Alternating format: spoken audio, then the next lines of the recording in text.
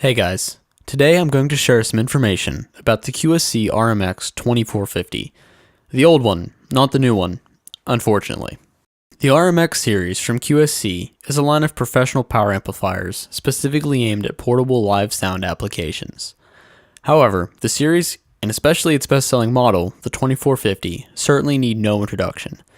These amplifiers are famous for their proven reliability and power.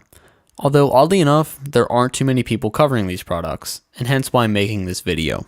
The 2450 and 2450A are dual-channel 2-tier Class H power amplifiers, putting out 500 watts per channel at 8 ohms, 750 watts per channel at 4 ohms, 1200 watts per channel at 2 ohms, or 1500 watts into 8 ohms, and 2400 watts into 4 ohms in bridge mode.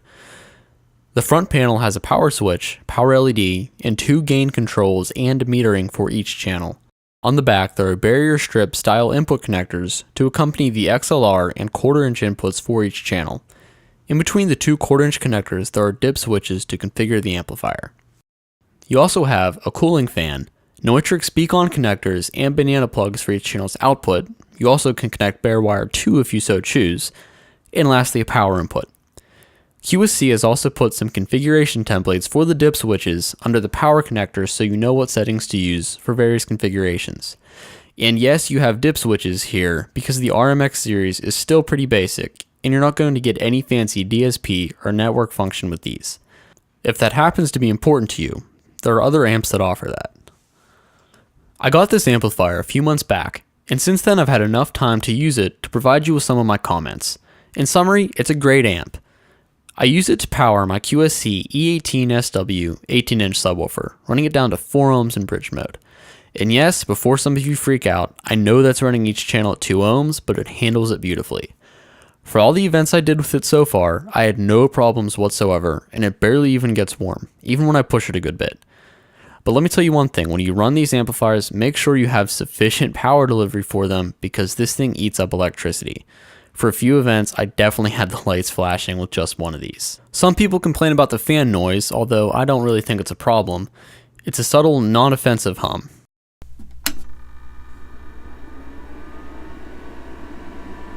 I've had it sitting next to me many a times, and when nothing is playing, I really can't hear it. I would say it's okay to have this amp running in a theater or church when someone is speaking. It's probably quiet enough.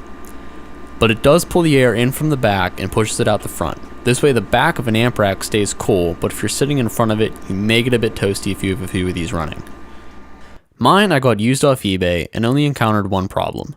The volume pots are a bit scratchy, so I'm going to have to replace them in the near future. Although once in a set position, the amp works fine.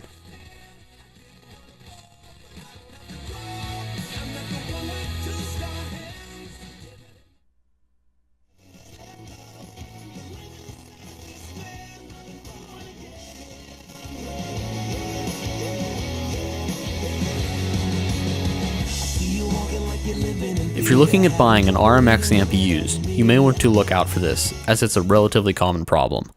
But it is an easy fix if you can solder. Ultimately, I definitely recommend getting an RMX amp used if you're looking for a used amplifier, because their build quality is so good that they most likely have tons of good life left to them, even after they've been used for years. There really is only one serious gripe that I have about this amp, and that's the output volume metering. There are only LEDs for signal and clip. The signal LED is super sensitive, with a dim light when it detects signal, of which gets brighter with increased signal output. But other than that, all you have is clip. I just wish that there were more stages of metering so that you could tell from a distance how much signal you're pushing before you hit clip, and not just try to tell how bright the lights are. Also, I wish this thing took after the Powerlight and CX series, where the board is mounted on the top of the amp, further protecting it from dust and spills. Not to mention that this thing weighs in at almost 50 pounds. I only carry one around right now, although I hope to get more, but I'm definitely feeling the pain a little bit. If weight is important to you, you probably want to look at a more weight-conscious series. Ultimately, I was looking at getting a quality amp to add to my passive setup, and the RMX2450 was a great choice. And maybe I'll make a video on why I dislike active speakers so much later on, but don't get me started.